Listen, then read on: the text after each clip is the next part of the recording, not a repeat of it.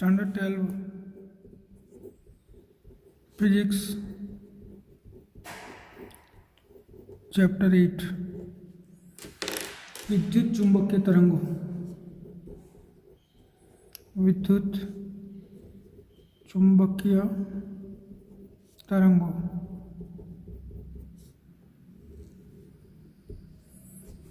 तो आज आप नवा चैप्टर की शुरुआत कर रहा है चैप्टर 8 विद्युत चुंबकीय तरंगों। तो आप थोड़ू आगळनु नॉलेज जोई लईए। आपणे जोयुं कि विद्युत प्रवाह कोई वाहकता में विद्युत प्रवाह होय तो वाहकता आजूबाजू में चुंबकीय क्षेत्र उत्पन्न करे छे। अने आ बे वाहकतार एकबीजानी समांतर होय तो वाहकतारो एकबीजानी पर बल लगाड़े छे। समय साथे ए पण जोयुं आपणे चैप्टर 6 में कि बदलातुं जतुं चुंबकीय क्षेत्र विद्युत क्षेत्र उत्पन्न करे छे। आपणे चैप्टर 6 ની અંદર જોયું કે બદલાતું જતું ચુંબકીય ક્ષેત્ર હોય તો એ શું ઉત્પન્ન કરે છે? વિદ્યુત ક્ષેત્ર ઉત્પન્ન કરે છે। આનાથી ઉલટું મેક્સવેલ નામના વૈજ્ઞાનિકે વિચાર્યું કે બદલાતું જતું વિદ્યુત ક્ષેત્ર શું ચુંબકીય ક્ષેત્ર ઉત્પન્ન કરી શકે ખરા? આપણે અગાઉના અભ્યાસમાં આપ તો જોઈ જ લીધું છે કે વિદ્યુત પ્રવાહ એટલે કે ગતિમાન વિદ્યુત ભારો ચુંબકીય ક્ષેત્ર ઉત્પન્ન કરે છે। બદલાતું જતું ચુંબકીય ક્ષેત્ર વિદ્યુત ક્ષેત્ર ઉત્પન્ન કરે છે। પરંતુ મેક્સવેલે આનાથી ઉલટું વિચાર્યું કે શું બદલાતું જતું વિદ્યુત ક્ષેત્ર ચુંબકીય ક્ષેત્ર ઉત્પન્ન કરી શકે ખરા? આ સમજવા માટે એમ્પિયરના બંધ ગાળાના નિયમને જ્યારે મેક્સવેલે એક વિદ્યુત ભારિત થતા કેપેસિટર પર લાગુ પાડ્યું, આ કેપેસિટર છે જે ચાર્જ થઈ રહ્યું છે, ત્યારે એને જોવા મળ્યું કે એમ્પિયરના બંધ ગાળાના નિયમમાં કંઈક ખૂટે છે। એને શું જોયું એ આપણે પછી સમજીએ। પહેલાં આટલું સમજી લઈએ કે જ્યારે એને વિદ્યુત ભારિત થતા કેપેસિટર પર એમ્પિયરનો બંધ ગાળાનો નિયમ લાગુ પાડ્યો, એમ્પિયરનો સર્કિટલ નિયમ, તો એને એવું જોવા મળ્યું કે એના નિયમમાં કંઈક ખૂટે છે। આ ખૂટતા પદને એને સ્થાનાંતર પ્રવાહ નામ આપ્યું। બરાબર, સમજી લો શું ખૂટે છે એ બધી આપણે પછી ચર્ચા કરીએ છીએ। પહેલાં આટલું સમજી લો કે મેક્સવેલે એવું વિચાર્યું કે બદલાતું જતું વિદ્યુત ક્ષેત્ર શું ચુંબકીય ક્ષેત્ર ઉત્પન્ન કરી શકે?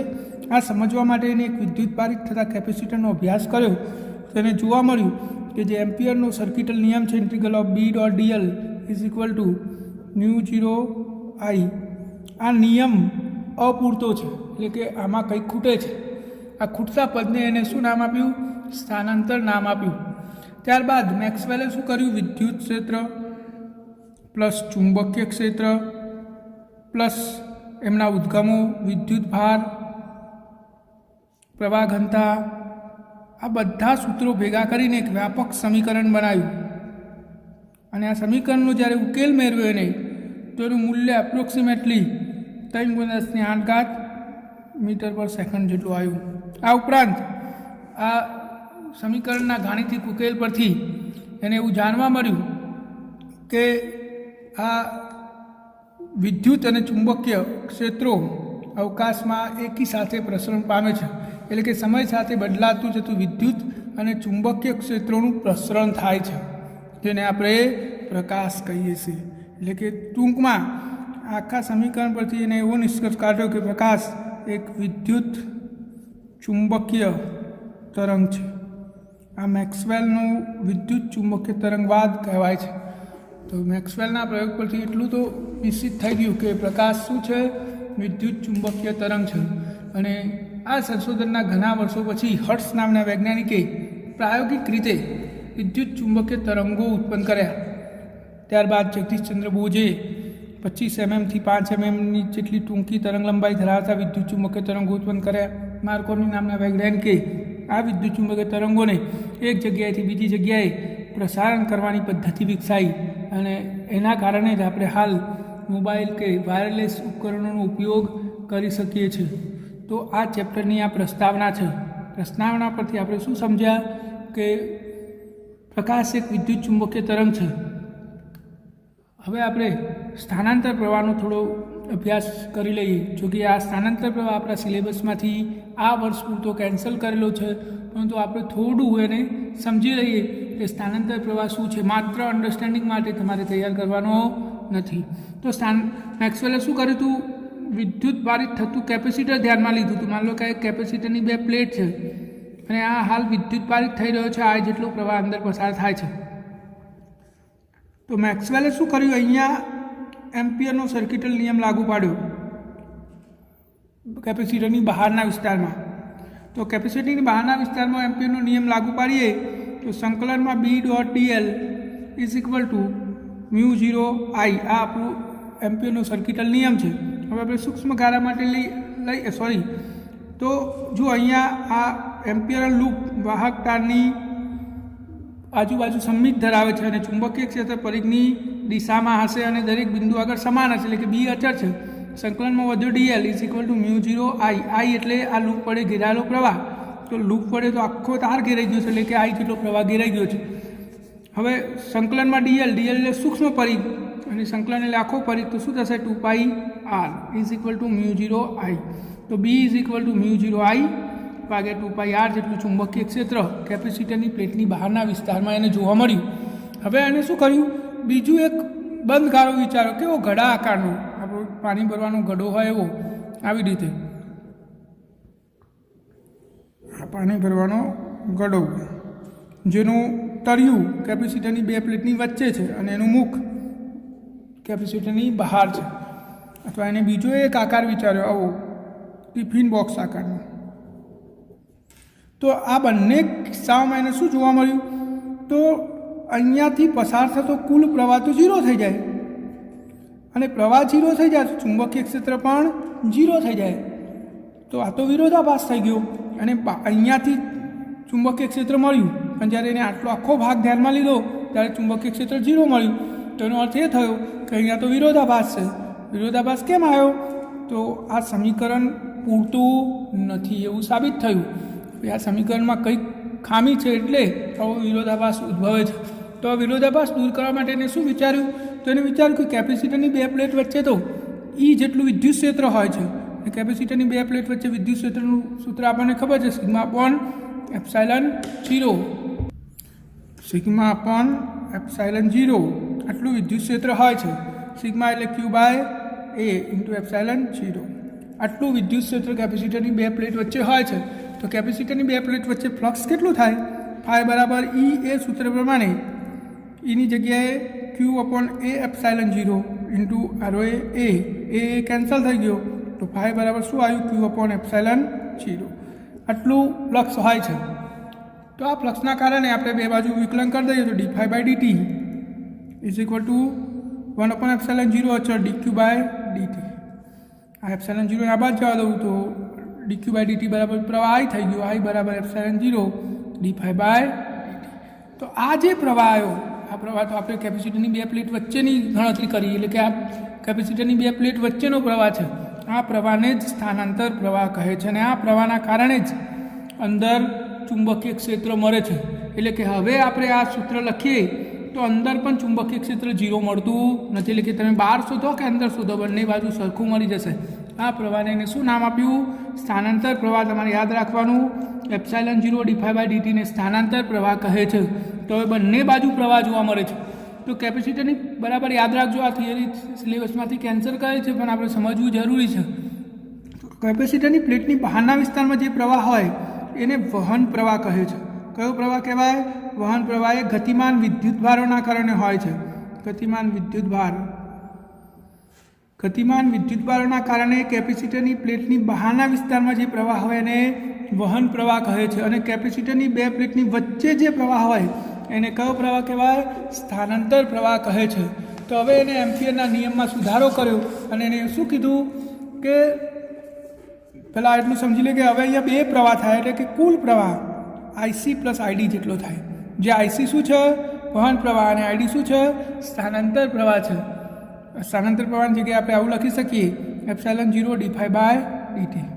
તો કેપેસિટર દ્વારા પરિપથમાંથી પસાર થતો કુલ પ્રવાહ એ વહન પ્રવાહ અને સ્થાનાંતર પ્રવાહના સરવાળા જેટલો હોય છે. જ્યાં વહન પ્રવાહ એટલે ગતિમાન વિદ્યુતભારોના કારણે ઉત્પન્ન થતો પ્રવાહ જે કેપેસિટરની બહાર હોય છે, અને સ્થાનાંતર પ્રવાહ એટલે કેપેસિટરની અંદરનો પ્રવાહ. તો આમ એને એમ્પિયરના નિયમમાં ફેરફાર કર્યો અને એને શું કીધું કે બંધગારા કે કોઈ પરિસીમા હોય, તો બંધગારો હોય અથવા કોઈ પરિસીમા હોય, તો કોઈપણ સપાટીમાંથી પસાર થતો કુલ પ્રવાહ એ વહન પ્રવાહ અને સ્થાનાંતર પ્રવાહના સરવાળા બરાબર હોય છે.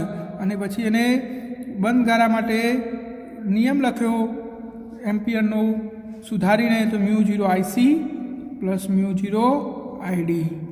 આવી રીતે આપણે લખી શકીએ. તો μ0IC પ્લસ μ0IDની જગ્યાએ ε0 dφ/dt. તો આ આપણો નવો નિયમ આવી ગયો અને એમ્પિયરન મેક્સવેલ સમીકરણ કહે છે. શું કહેવાય? એમ્પિયરન મેક્સવેલ સમીકરણ. અને આમ એને સાબિત કર્યું કે કોઈપણ જગ્યાએ બે પ્રવાહો હોઈ શકે. હવે આપણે ઘણા બધા કિસ્સાઓ વિચારી શકીએ. તો કેપેસિટરમાં બંને પ્રવાહ હોય છે, બહારની જગ્યાએ વહન પ્રવાહ, અંદરની જગ્યાએ સ્થાનાંતર પ્રવાહ. મોટા ભાગના કિસ્સાઓમાં માધ્યમ સંપૂર્ણ સુવાહક કે સંપૂર્ણ અવાહક ના હોય એવા કિસ્સાઓમાં બંને પ્રવાહ જોવા મળે છે. અને કેટલીક જગ્યાએ વહન પ્રવાહ ના હોય અવકાશમાં, એટલે કે ગતિમાન વિદ્યુતભારો હાજર ના હોય તો ત્યાં વહન પ્રવાહ હોતો નથી, પરંતુ ત્યાં બદલાતા જતા ક્ષેત્રના કારણે ત્યાં આપણને સ્થાનાંતર પ્રવાહ જોવા મળે છે. એટલે કે આપણે એવું કહી શકીએ કે કોઈ વિસ્તારમાં ગતિમાન વિદ્યુતભારો ના હોય તો પણ આપણને ચુંબકીય ક્ષેત્ર જોવા મળતું હોય છે. આ ચુંબકીય ક્ષેત્ર કોના કારણે હોય? તો બદલાતા જતા વિદ્યુત ક્ષેત્રના કારણે હોય છે. તો આ પરથી સાબિત થઈ ગયું કે બદલાતું જતું વિદ્યુત ક્ષેત્ર ચુંબકીય ક્ષેત્ર ઉત્પન્ન કરી શકે છે. તો આ થિયરી માત્ર આપણે સમજવાની હતી, તમે સમજી લીધી હશે. હવે આપણે જોઈએ, જો અહીંયા ઉદાહરણ 8.1 સિલેબસમાંથી કેન્સલ કરેલું છે. હવે આપણે જોઈશું જે થિયરી આપણા સિલેબસમાં છે, વિદ્યુત ચુંબકીય તરંગો. વિદ્યુત ચુંબકીય તરંગો.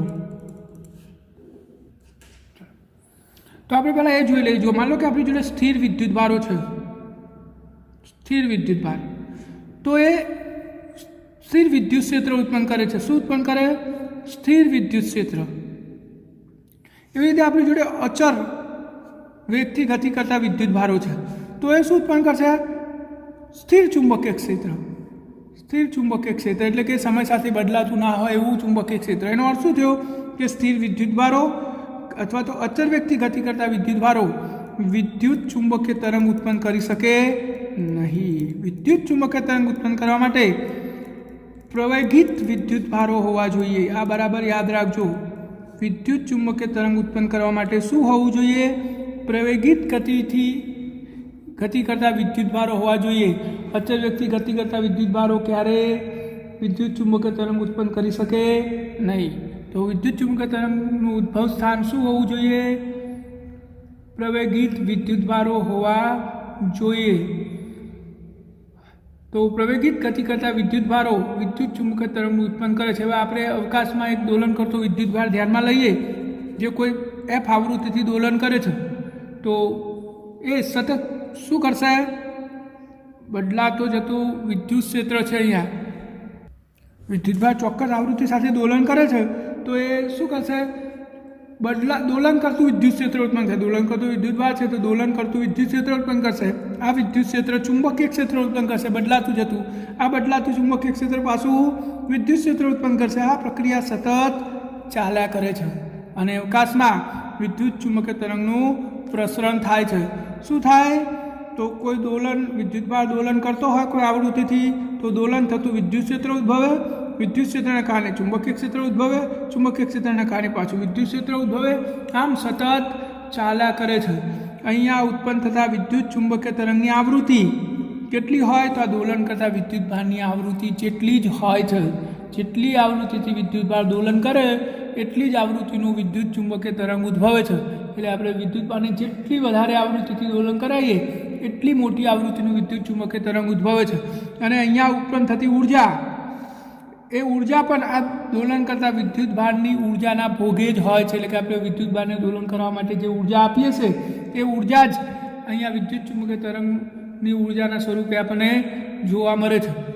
હવે આપણે એવું કીધું કે જેટલી વધારે ઉર્જાથી દોલન કરાવીએ જેટલી આવૃત્તિથી દોલન કરે એટલી જ આવૃત્તિનું વિદ્યુત ચુંબકીય તરંગ ઉદ્ભવે તો આપણને એવું થાય કે આપણે ખૂબ જ મોટી એટલે કે દ્રશ્ય પ્રકાશવાળું વિદ્યુત ચુંબકીય તરંગ ઉત્પન્ન કરીએ. માનો કે પીળા રંગનો પ્રકાશ આપણે ઉત્પન્ન કરવો છે તો પીળા રંગની આવૃત્તિ એપ્રોક્સિમેટલી 6×10⁻⁴ હર્ટ્ઝ છે.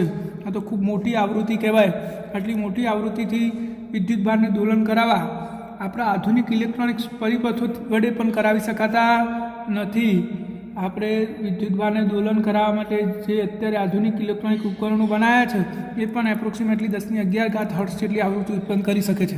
એનો અર્થ એ થયો કે વિદ્યુત ચુંબકીય તરંગો ઉત્પન્ન કરવાના પ્રયોગમાં આપણે નાની આવૃત્તિઓ દ્વારા વિદ્યુત ચુંબકીય તરંગો ઉત્પન્ન કરી શકીએ છીએ. તો આ વિદ્યુત ચુંબકીય તરંગોની બેઝિક ઇન્ફોર્મેશન છે. હવે આપણે વિદ્યુત ચુંબકીય તરંગો શું છે, એની લાક્ષણિકતાઓ શું છે એ સમજવાનું છે. તો વિદ્યુત ચુંબકીય તરંગની લાક્ષણિકતાઓ, કોઈ પણ 2 લાક્ષણિકતાઓ જણાવો, આ પ્રશ્ન પરીક્ષામાં પૂછાઈ શકે. તો આપણે આ વિદ્યુત ચુંબકીય તરંગોની લાક્ષણિકતા સમજીએ એ પહેલાં એનું પ્રસરણ સમજી લઈએ. બરાબર સમજી લેજો કે વિદ્યુત ચુંબકીય તરંગ અવકાશમાં જે બિંદુ પાસેથી પસાર થાય છે એ બિંદુ આગળ વિદ્યુત અને ચુંબકીય ક્ષેત્રના સદિશો તરંગ પ્રસરણની દિશાને લંબ એવા સમતલમાં પરસ્પર લંબ રહીને દોલનો કરતા હોય છે. આનો અર્થ શું થાય તમને હું સાદી ભાષામાં સમજાવું. માનો કે વિદ્યુત ચુંબકીય તરંગ ઝેડ દિશામાં પ્રસરણ પામે છે, એટલે કે પ્રસરણની દિશા છે. તો વિદ્યુત ક્ષેત્ર અને ચુંબકીય ક્ષેત્ર આ ઝેડ દિશાને લંબ સમતલમાં, ઝેડ દિશાનું લંબ સમતલ કયું થાય? એક્સ અને વાય. તો આ વિદ્યુત અને ચુંબકીય ક્ષેત્રના સદિશો આ ઝેડ દિશાને લંબ સમતલમાં આવેલા હોય છે અને પરસ્પર લંબ રહીને દોલનો કરતા હોય છે. હવે આપણે એમાક્સ પદ્ધતિમાં સમજીએ તો માન લો કે તરંગ પ્રસરણ એક્સ દિશામાં ઝેડ દિશામાં થતું હોય અને વિદ્યુત ક્ષેત્ર એક્સ દિશામાં હોય તો ચુંબકીય ક્ષેત્ર વાય દિશામાં હોય છે. એટલે ત્રણેય પરસ્પર લંબ થઈ ગયા. જુઓ, ઈ અને બી એ લંબ, ઈ અને ઝેડ એ લંબ, બી અને ઝેડ પર લંબ. તો તરંગ પ્રસરણની દિશા ઈ અને બી બંનેને લંબ હોય છે અને ઈ અને બી પણ પરસ્પર લંબ હોય છે. આવી રીતે વિદ્યુત ચુંબકીય તરંગ પ્રસરણ પામતું હોય છે. તો વિદ્યુત ચુંબકીય તરંગનું પ્રસરણ તમને ખબર પડી ગઈ હશે કે વિદ્યુત ચુંબકીય તરંગનું પ્રસરણ માધ્યમમાં જે બિંદુ આગળથી વિદ્યુત ચુંબકીય તરંગ પસાર થાય એ બિંદુ આગળ ઈ અને બીના દોલનો તરંગ પ્રસરણની દિશાને લંબ એવા સમતલમાં પરસ્પર લંબ રૂપે થતા હોય છે. આટલી તમને ખબર પડી ગઈ હશે. હવે આપણે અહીંયા આને લાક્ષણિકતા જોઈએ તો સૌથી પહેલું સમીકરણ સ્વરૂપે રજૂઆત કરીએ. આપણે વિદ્યુત ચુંબકીય તરંગની સમીકરણ તરીકે રજૂઆત, વિદ્યુત ચુંબકીય તરંગને સમીકરણ સ્વરૂપે કેવી રીતે રજૂ કરી શકાય? તો આપણે આ ઉદાહરણ ધ્યાનમાં લીધું કે ભાઈ તરંગ પ્રસરણ ઝેડ દિશામાં થાય છે, વિદ્યુત ક્ષેત્ર એક્સ દિશામાં છે અને ચુંબકીય ક્ષેત્ર વાય દિશામાં છે. એનો અર્થ શું થયો કે ઈવાય બરાબર ઇઝેડ બરાબર 0. કારણ કે વાય દિશામાં વિદ્યુત ક્ષેત્ર નહીં, ઝેડ દિશામાં નહીં, માત્ર એક્સ દિશામાં જ વિદ્યુત ક્ષેત્ર છે. તો ઈ એક્સ બરાબર આપણે શું લખી શકીએ? E0 તરંગ સમીકરણ સાઇન કે ઝેડ માઇનસ ઓમેગા ટી. કારણ કે ઝેડ દિશામાં પ્રસરણ પામે છે એટલે અહીંયા આપણે શું લખ્યું? ઝેડ. તો આ એક્સ દિશામાં વિદ્યુત ક્ષેત્રનું પ્રસરણ દર્શાવતું તરંગ સમીકરણ છે. એવી જ રીતે આપણે ચુંબકીય ક્ષેત્ર દર્શાવવું હોય તો જુઓ, ચુંબકીય ક્ષેત્ર એક્સ દિશામાં 0, ઝેડ દિશામાં 0. તો EX BX BZ = 0. તો BY બરાબર શું થશે? B0 સાઇન કે ઝેડ માઇનસ ઓમેગા ટી. તો આપણે વિદ્યુત ચુંબકીય તરંગનું સમીકરણ સ્વરૂપે રજૂઆત કરી એને રજૂ કર્યું કહી શકાય. જ્યાં ઓમેગા શું છે? કોણીય આવૃત્તિ. શું છે? કોણીય આવૃત્તિ. ઓમેગા બરાબર શું થાય? 2π/T. ઓમેગા બરાબર શું થાય? 2 અથવા તો ઓમેગા બરાબર 2πf પણ થાય. એવી જ રીતે કે તરંગ સદિશ છે. શું છે? 2π/λ. તો આ આપણે સમીકરણની વિદ્યુત ચુંબકીય તરંગની સમીકરણ સ્વરૂપે રજૂઆત કરી. આપણે સી બરાબર ઓમેગા પણ કે પણ લખી શકીએ અને સીની કિંમત તો આપણને ખબર છે 1/√μ0ε0. તો આ વિદ્યુત ચુંબકીય તરંગની તરંગ સ્વરૂપે રજૂઆત છે. સિવાય એક બીજું સમીકરણ પણ છે, સી બરાબર E/B. આવું જે સમીકરણો લખાય તમારે યાદ રાખવાના છે. તો આ પહેલી લાક્ષણિકતા છે વિદ્યુત ચુંબકીય તરંગની તરંગ સ્વરૂપે સમીકરણ સ્વરૂપે રજૂઆત. હવે આપણે બીજી લાક્ષણિકતા જોઈએ એની, તો આપણે હાલ જ જોયું કે વિદ્યુત ચુંબકીય તરંગોની અંદર ક્ષેત્રના દોલનો તરંગ પ્રસરણની દિશાને લંબ થાય છે. એનો અર્થ શું થયો કે વિદ્યુત ચુંબકીય તરંગો લંબઘત તરંગો છે. કયા તરંગો છે? લંબઘત તરંગો. આ બીજી લાક્ષણિકતા થઈ ગઈ. આ એકદમ નાની લાક્ષણિકતા છે, તમારે આવું યાદ રાખવાનું કે વિદ્યુત ચુંબકીય તરંગો એ લંબઘત તરંગો છે, એટલે કે વિદ્યુત અને ચુંબકીય ક્ષેત્રના સદિશના દોલન તરંગ પ્રસરણની દિશાને લંબ થાય છે. તો આપણે આવું લખી શકીએ લાક્ષણિકતામાં કે વિદ્યુત ચુંબકીય તરંગના પ્રસરણમાં વિદ્યુત અને ચુંબકીય ક્ષેત્રના સદિશના દોલનો તરંગ પ્રસરણની દિશાને લંબ થતા હોવાથી વિદ્યુત ચુંબકીય તરંગ એ લંબઘત તરંગ છે. બીજું, ત્રીજી લાક્ષણિકતા, તો વિદ્યુત ચુંબકીય તરંગ જ્યારે માધ્યમમાંથી પ્રસરણ પામે ત્યારે વિદ્યુત અને ચુંબકીય ક્ષેત્રના દોલનો સ્વલંબિત છે, એટલે કે કોઈની પર આધાર રાખતા નથી. એનો અર્થ શું થાય કે જ્યારે ઈ અને બી તરંગ દોલન કરતા હોય ત્યારે માધ્યમના કોઈ કણો એમની સાથે દોલન કરતા નથી. એટલે કે આપણે ત્રીજી લાક્ષણિકતા ટૂંકમાં એવું લખી શકીએ કે વિદ્યુત ચુંબકીય તરંગો એ બિનયાંત્રિક તરંગો છે. કેવા તરંગો છે? બિનયાંત્રિક તરંગો છે, જેમને તરંગ પ્રસરણ માટે અથવા એમના દોલન માટે કોઈ માધ્યમની જરૂર હોતી નથી. એટલે કે આ શૂન્ય અવકાશમાં પણ પ્રસરણ પામી શકે છે. આ ત્રીજા નંબરની લાક્ષણિકતા. તમે સીધું આવું લખી દો કે વિદ્યુત ચુંબકીય તરંગો એ બિનયાંત્રિક તરંગો છે, એટલે કે એમને તરંગ પ્રસરણ માટે માધ્યમની જરૂર હોતી નથી. એ શૂન્ય અવકાશમાં પણ પ્રસરણ પામી શકે છે. આપણે ચોથી લાક્ષણિકતા જોઈએ તો વિદ્યુત ચુંબકીય તરંગો ઉર્જા ધરાવે છે. શું ધરાવે છે? ઉર્જા ધરાવે છે, અને એક જગ્યાએથી બીજી જગ્યાએ ઉર્જાનું વહન કરી શકે છે. દાખલા તરીકે સૂર્યમાંથી ઉર્જા આપણા જોડે વિદ્યુત ચુંબકીય તરંગના સ્વરૂપમાં જ આવે છે. તો આ ચોથા નંબરની લાક્ષણિકતા છે. વિદ્યુત ચુંબકીય તરંગ ઉર્જા ધરાવે છે અને એક જગ્યાએથી બીજી જગ્યાએ ઉર્જાનું વહન કરી શકે છે. એ સિવાય આપણે એક રિલેશન પણ મેળવી શકીએ લાક્ષણિકતા સ્વરૂપે કે ભાઈ C = 1/√μ0ε0. જ્યારે આ પ્રકાશ શૂન્યાવકાશમાં ગતિ કરતો હોય ત્યારે આ એનો વેગ છે. હવે માન લો કે આ વિદ્યુત ચુંબકીય તરંગ કોઈ માધ્યમમાં દાખલ થાય જ્યાં એની પરમિએબિલિટી μ અને પરમિટિવિટી એપ્સાઇલન છે, તો ત્યાં એનો વેગ v = 1/√μ થાય છે. હવે આપણે બંનેનો ગુણોત્તર લઈએ તો C/v બરાબર શું થશે? √μ/μ0ε0. μ/μ0 બરાબર શું થાય? μr. તો C/v બરાબર μr એપ્સાઇલન r. આ C/v બરાબર તો વક્રી પૂર્ણાંક થાય, તો n = √μr એપ્સાઇલન r. આપણે આવી રીતે વક્રી પૂર્ણાંકનું સૂત્ર પણ મેળવી શકીએ છીએ. તો આને પણ તમે એક વિદ્યુત ચુંબકીય તરંગની લાક્ષણિકતા કહી શકો છો.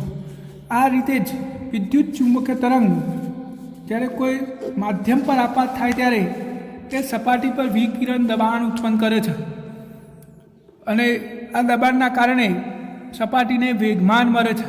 જો t સમયમાં કોઈ સપાટી પર u જેટલી ઉર્જા આપાત થતી હોય તો સપાટીને મળતું કુલ વેગમાન સંપૂર્ણ શોષણ થઈ જાય ત્યારે, આ વિકિરણ આપાત થયું ને એનું સંપૂર્ણ શોષણ થઈ જાય ત્યારે મળતું વેગમાન p = u/c જેટલું હોય છે. અને જો સંપૂર્ણ પરાવર્તન થઈ જાય તો p = 2u/c જેટલું હોય છે. આ સંપૂર્ણ શોષણ માટે અને આ પરાવર્તન માટે યાદ રાખજો. તો વિદ્યુત ચુંબકીય તરંગ કોઈ સપાટી પર આપાત થાય તો સપાટી પર વિકિરણ દબાણ ઉત્પન્ન કરે છે, પરિણામે સપાટીને શું મળે છે? વેગમાન મળે છે. જો આપાત થતી વિકિરણ ઉર્જાનું શોષણ થઈ જતું હોય સંપૂર્ણ, તો મળતું વેગમાન p = u/c, અને સંપૂર્ણ પરાવર્તન થતું હોય તો 2u/c.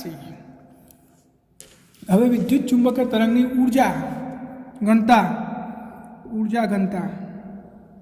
તો આપણે જાણીએ છીએ કે વિદ્યુત ક્ષેત્રની ઉર્જા ઘનતા ρe = 1/ε0e² હોય છે, અને ચુંબકીય ક્ષેત્રની ઉર્જા ઘનતા ρb = b²/2μ0 હોય છે. આ બે સૂત્રો આપણે જાણીએ છીએ, પરંતુ અહીંયા તો વિદ્યુત અને ચુંબકીય ક્ષેત્ર બંને હાજર છે, એને જ વિદ્યુત ચુંબકીય તરંગ કહેવાય. તો વિદ્યુત ચુંબકીય તરંગની ઉર્જા ઘનતા ρ બરાબર શું થશે? ρe + ρb, એટલે કે 1/2ε0e² + b²/2μ0. આનો અર્થ એ થયો કે આ વિદ્યુત ચુંબકીય તરંગની ઉર્જા ઘનતા છે, પરંતુ આ બંને સૂત્રો તો સ્થિર વિદ્યુત ભારોના છે અને વિદ્યુત ચુંબકીય તરંગ સ્થિર હોઈ શકે નહીં. તો આપણે શું કરવું પડે? આને ERMS મૂલ્યો દર્શાવવા પડે. તો 1/2 ERMSનો સ્ક્વેર પ્લસ BRMSનો સ્ક્વેર બાય 2μ0. તો આ વિદ્યુત ચુંબકીય તરંગની ઉર્જા ઘનતા દર્શાવે છે. અને આપણે છેલ્લી એક લાક્ષણિકતા જોઈ લઈએ અથવા તો તીવ્રતાની વ્યાખ્યા જોઈ લઈએ. તો લાસ્ટ વિદ્યુત ચુંબકીય તરંગની તીવ્રતા I બરાબર E/80, એટલે કે એકમ અથવા એકમ ક્ષેત્રફળની સપાટી પર 1 સેકન્ડમાં આપાત થતી વિકિરણ ઉર્જાને વિકિરણ તીવ્રતા કહે છે અને એનું એકમ થાય વોટ/મીટર². તો આ વિદ્યુત ચુંબકીય તરંગોની લાક્ષણિકતાઓ છે. આમાંથી 4 લાક્ષણિકતાઓ આપણે યાદ રાખવાની છે, જે ટૂંકી હોય તે. આટલું આજના દિવસ માટે. આવતીકાલે આપણે નવું જોઈશું.